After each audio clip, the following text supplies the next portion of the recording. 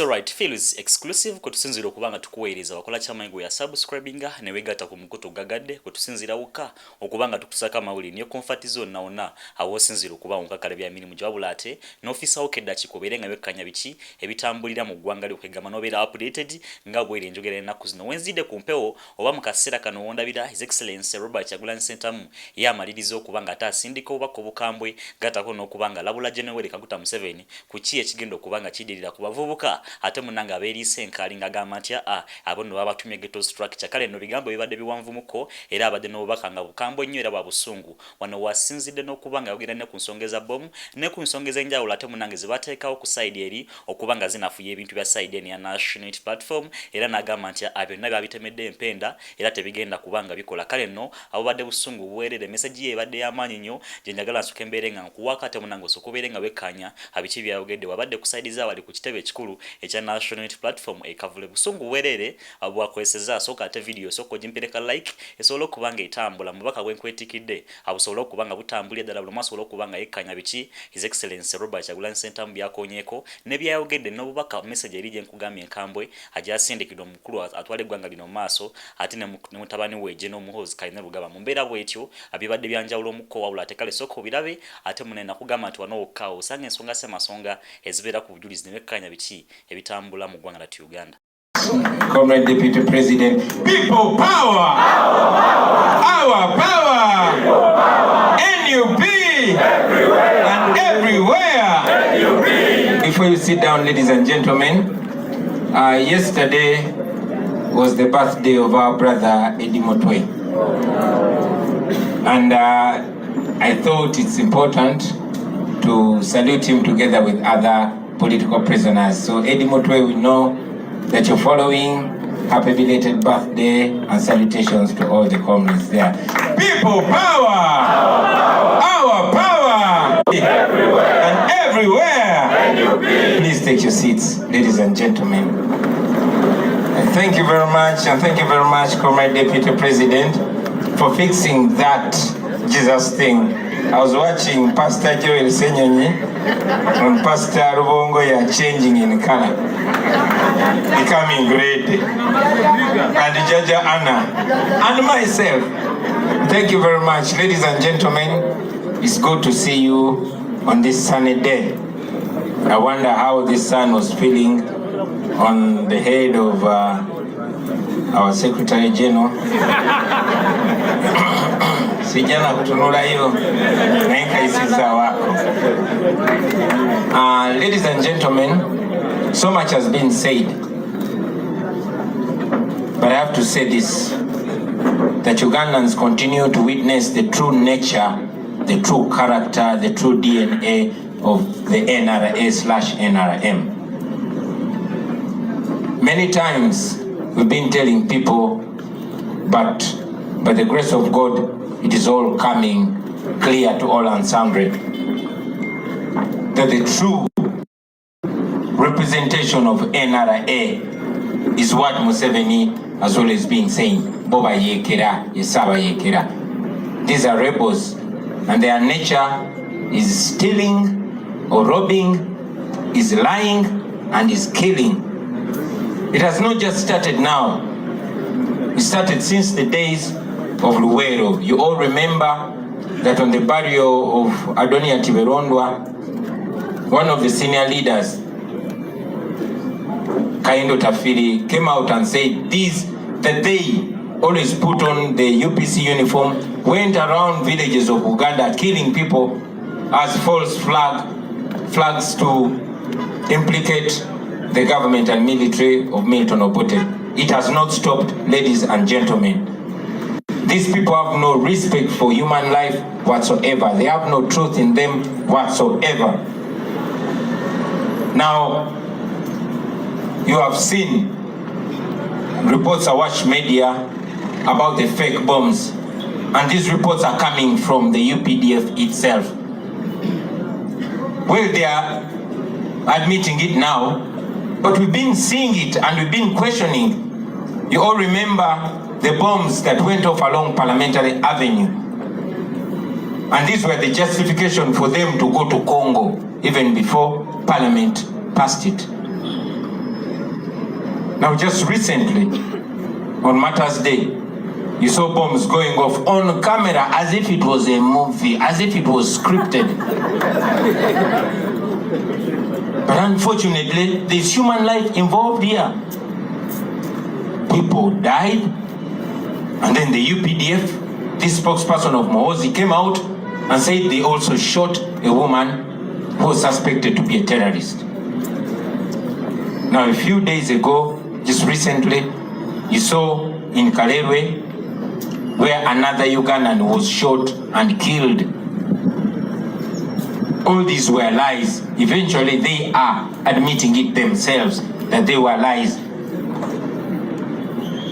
But I must say that there's human life and human freedom involved here, because it is these bombs that were paraded to arrest our brothers Umar Magala, Moyodi, Machete, and many of our comrades are in prison, being charged with terrorism, being charged with these bombs, which are fake. These are excuses to take away money from the old and thoughtless Museveni. You all remember when we had our massive rally in Luwero, because the regime had no justification to stop us.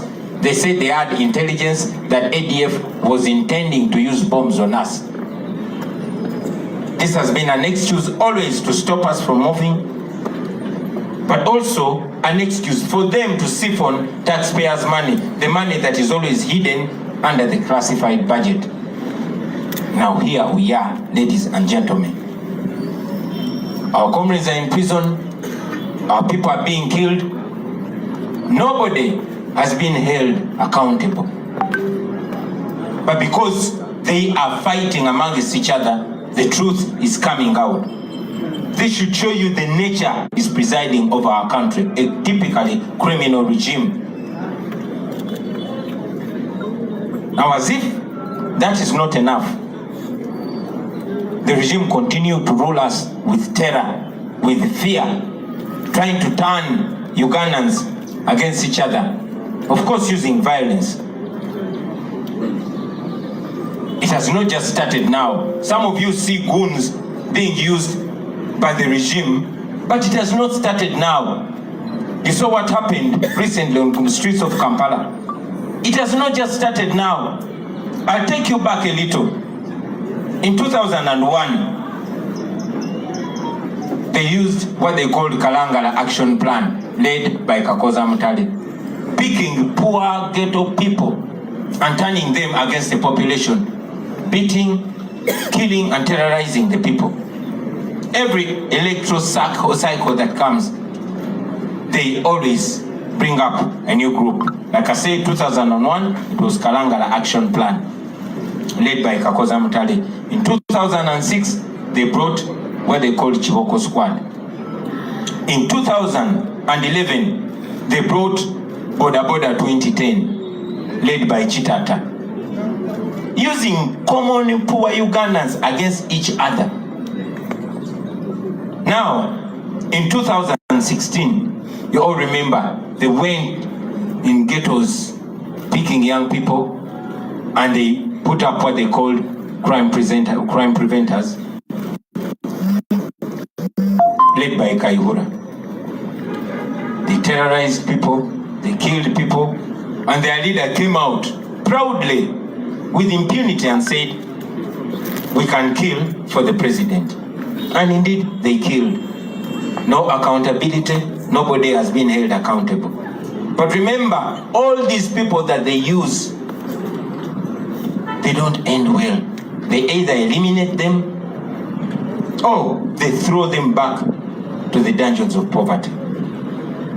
Now, in 2021, because it was unusual, it was not politics as usual, they combined them. They brought CMI, they brought military police, they brought crime intelligence, they brought SFC. And of course, they used a few other poor people, including our former friends, because that was the only way to counter us. It did not work because it was exposed. Now what are they doing? because they know I come from the ghetto. Museveni tasked one of his lieutenants called Damolira Christopher, and they started going from ghetto to ghetto, recruiting common ghetto youths, and they started what they call ghetto structure. What was their duty? To terrorize people, to cause mayhem, to kill if necessary, in order to keep the people's hopes and aspirations down. Just recently, as you all saw, they were unleashed on the streets of Kampala. They went robbing, live on camera. All of you saw it. And as we've been saying, that in a terrible regime, they went as far as killing people. There's a lady called Nachiwala Sophie. She was killed, and the police was very quick to come out and defend the criminals. But because we're living in a digital era where everything is seen in real time, they were so ashamed, and this is what they did. They went and started picking some vulnerable ghetto youth in order to clean their image. And that's why we always tell you that these people don't care about you. They will use you, they will dump you, and they will not only dump you, but they will follow you and destroy you so that you don't implicate them. That's exactly what they did. You saw ghetto youth crying, paid only 10,000 to rob them of their future. So, once again, I want to speak to you, my fellow ghetto people. The people that are using you, they are using you to rob you of your future. And to the ghetto parents, your children are putting not only themselves but also you in danger, because imagine what the family of Nachiwala is thinking. One day the people might rise in mob justice, and they will not only come for your children, but they will come for you too. So do what you can as parents. Talk to your children, otherwise they are in danger. People don't forget. I come from the ghetto. I had so many friends. Sobi was my friend. Zebra was my friend. Where I come from, Kamocha Penjari is dead. Rastone is dead. Mad Beast has only one eye, and that's the only survivor. Crime does not pay, especially when you're implicating it on your people. You saw that even regime people were arguing on TV. Namiaro came out and said billions were invested in that project. They use you to steal taxpayers' money, and they're going to destroy you after destroying your future and the future of your children. These same people don't like you. Damolira himself commanded an operation that killed 4 youth, shooting them point blank at Acacia Mall. You all saw that. No accountability was given. Eventually, you regret, but it will be too late. On Saturday, we got to learn that 6 ghetto youth were picked from Kulekana. There's a ghetto called Kasokoso. They were picked and taken to Ndeje and killed. Why? Because they want to cover the evidence. Wake up, my ghetto people. These people don't love you. They're using you, and they're using you against yourselves. That's all I can say to you. There's also a matter that I want to address. It was talked about by the chairperson of our election management committee, and I want to add my voice on it. Yes, I also watch what goes on social media, and I be seeing everything that happens. I've seen the concerning claims from many of our members, unfortunately, including senior leaders. We don't take such claims lightly. And Madam Chair and comrades, I want to announce now that I've instituted a special committee to investigate these claims. We serve the people. We are people power. and everybody that has a claim has to be listened to. To those that are claiming that having their complaints, we hear you. But again, I say to you that we don't take our claims and our complaints to social media because we are an institution. Therefore, I hereby constitute a committee to investigate this. This committee is going to be led by our Deputy President from Western Uganda, Mama Jolie Jacqueline Kamshaba. She's a Muchiga, she doesn't play. On that committee, we shall also have the Deputy Secretary General, Honorable Aisha Kabanda. We shall have the Organizing Secretary, Dr. Kanabi Moses, and we shall also have our Legal Secretary, Comrade Erotu. Please, whoever has a complaint, I hereby call upon you, bring that complaint officially. Come and complain, you will be listened to. No voice will be silenced. But again, no propaganda will be tolerated at the same time. Please bring that complaint to the Deputy President or one of those leaders. We are going to give it a whole week. Bring those complaints and please bring some evidence with it. I was listening to the Secretary General sometime and I agree with him. Find any smart or creative way to get evidence.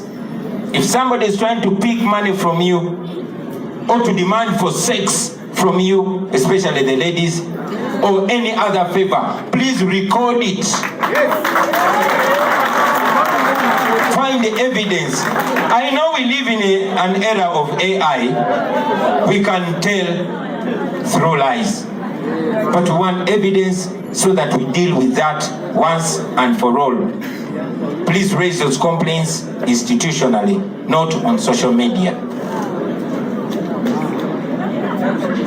I must also mention that after the findings, there will be sanctions, and those sanctions will go up to disqualification of anybody that is found culpable. Those that are trying to cajole you, pick money from you, if it's found true, those that are trying to arm twist you,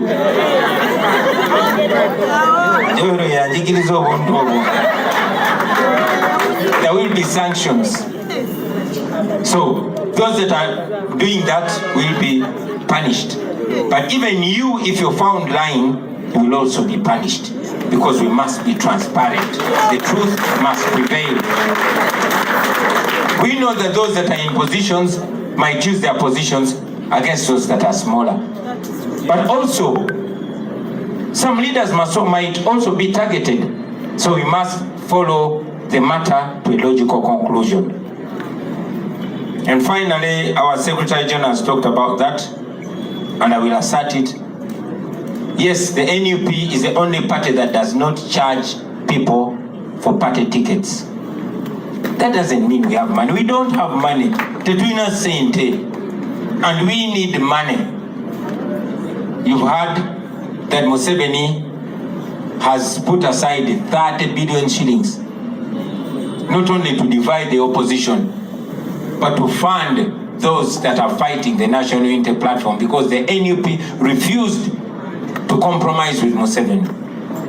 We need money for posters, we need money for transport, we need money for the campaign. So next Monday, we are going to launch our fundraising drive.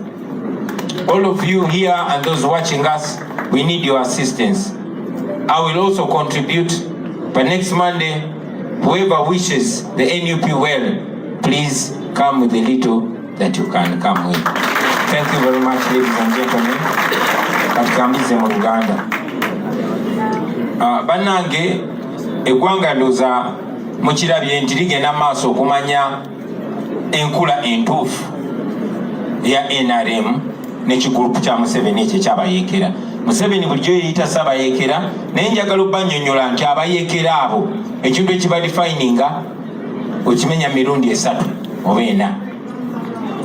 Kubba kutta na kulimba.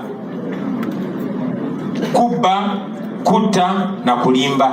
Tebatandise kati mawulira Kayindo tafiire ng'ayogera mu kuziika Doniya Teberondwa e Bushenyi, ye kennyini mu kamwa ke ng'agamba yes bagendanga ne bambala yunifoomu z'amagye g'Obote oba t-shirt za UPC ne bagenda ne batta abantu mu byalo bya Buganda kubanga baali baagala okukyayisa gavumenti y'Obote era ne kituukirira ne bagikyayisa. Tekyakoma mu biseera ebyo ne kaakati bakyagenda mu maaso okukikola.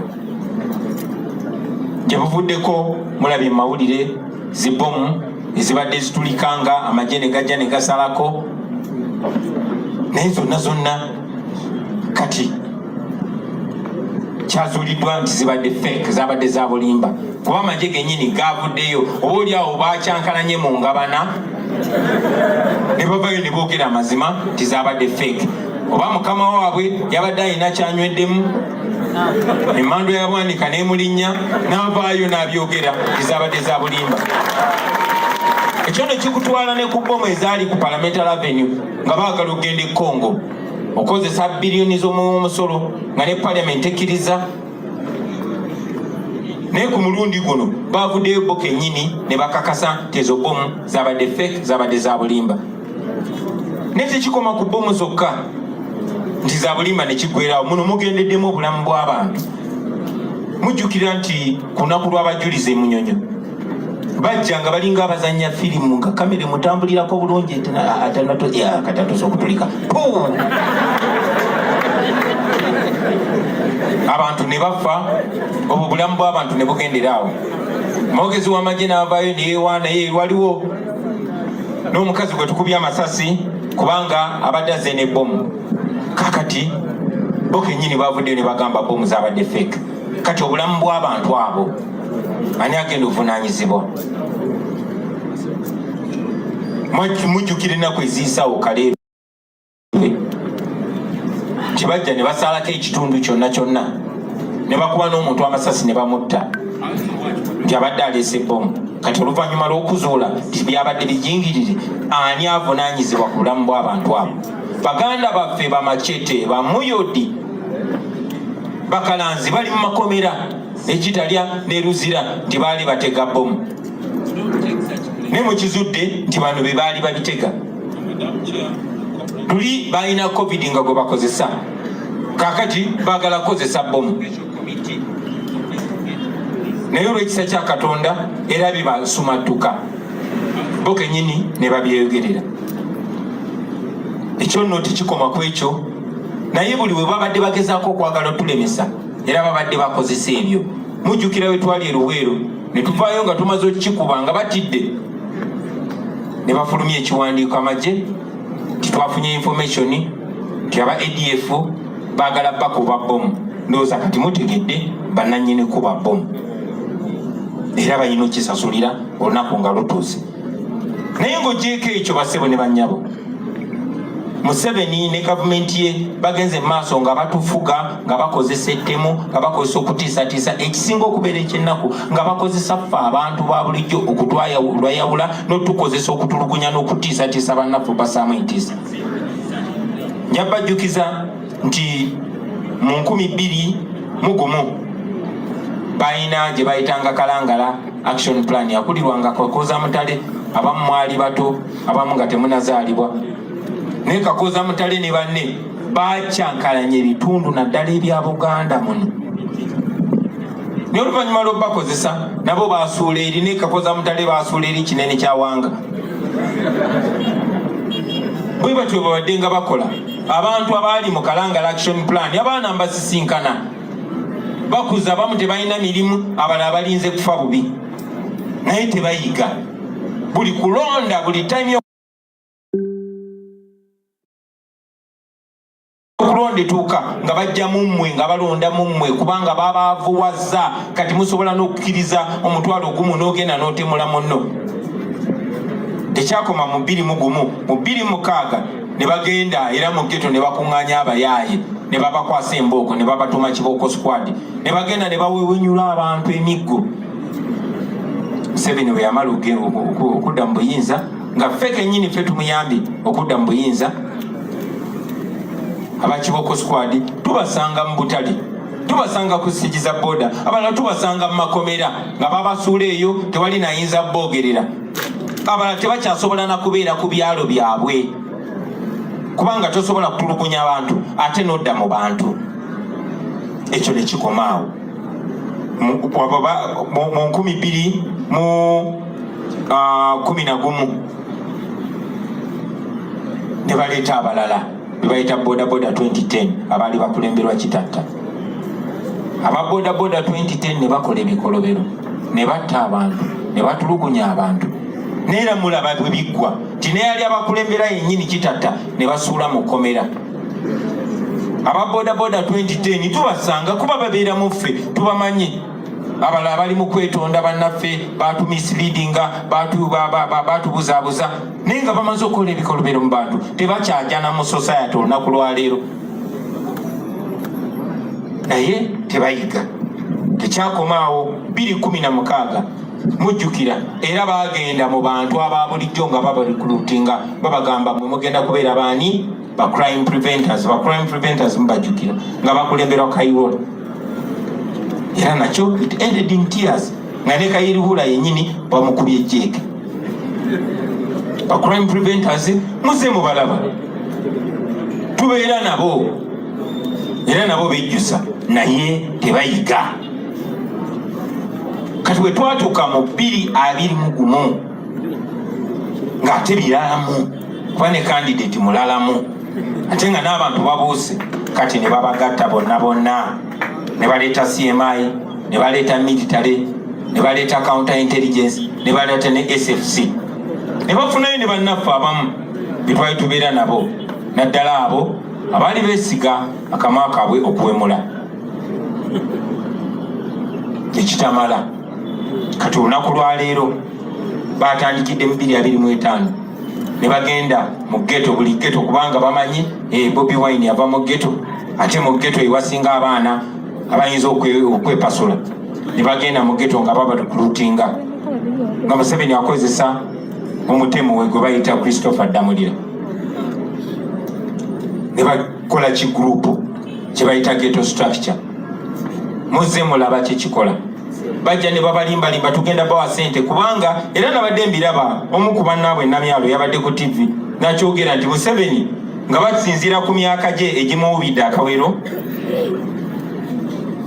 bagenda ne bamugyako sente biliyoni za sente baga muzeeyi ffe tugenda kuyamba okulwanyisa Kyagulanyi twabuuse wajja amaanyi.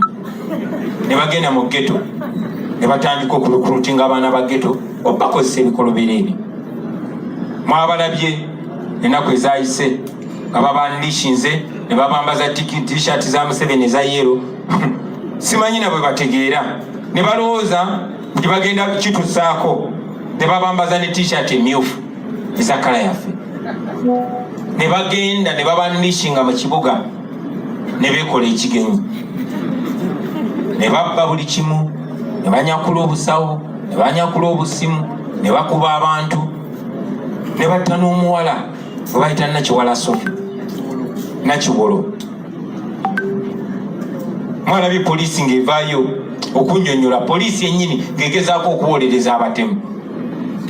Abatemu abaffe si be basse ate babadde batemu balala.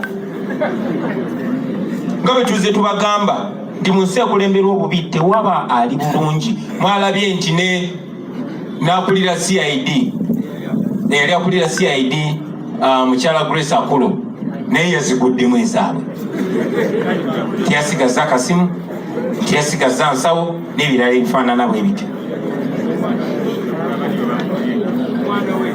Ne mutabani we naye bamukubye kaafu, mukiraba ndowooza. So saagala mubuuze afande Grace Akulo ndi kasukali keeko oba bongeremu naye so bwe batyo bwe bakozesa abaana ba ghetto ekyennaku tebayiga. Tuze tubagambira nziramu ne mbagamba abaana ba ghetto ti abantu abo ababakozesa tebabaagala, temuli babbi. Embeera ya Museveni ye batadde mu kiseera ekyo Abalungi abatuwuliriza era abatulaba olunaku olwaleero tukyaddeko ewa Sheikh Asiraf Dembe. Sebo sanyusa okubalaba. Amannya agange nze Sheikh Asiraf Dembe. Akola ku bizibu by'enjawulo. Omuntu singa aba alina ebirwadde musomereddwa tunywa amazzi ga lukuya nga bw'obadde ogalaba. Tugenda abantu ku kyoto ne twokya emizimu emibi egibabaamu. N'okulomba edduwa abantu singa abeera ng'ali wano atuuse sobola okumulombera edduwa. Ne waba atatuuse nga mpadde amannya ge naye ng'ali wala. Neetaase enamba yange yeeno eri 0707363711. Nammwe bannyinaffe abali ebweru oyagala okuba nti oyagala okulombera ku dduwa ng'olina ebizibu viza zibuze amaka gakolongotana sente zikola zimpita mu ngalo ojja kumpeereza ekifaananyi kyo n'amannya go ebyo byokka bijja kummala nja kukulombera edduwa ojja kutereera. Olunaku olusembayo mu mwezi mba n'edduwa ey'awamu ffenna n'abalwadde bange abakadde n'abapya. Salaamu alaikum warahmatullahi wabarakatuh.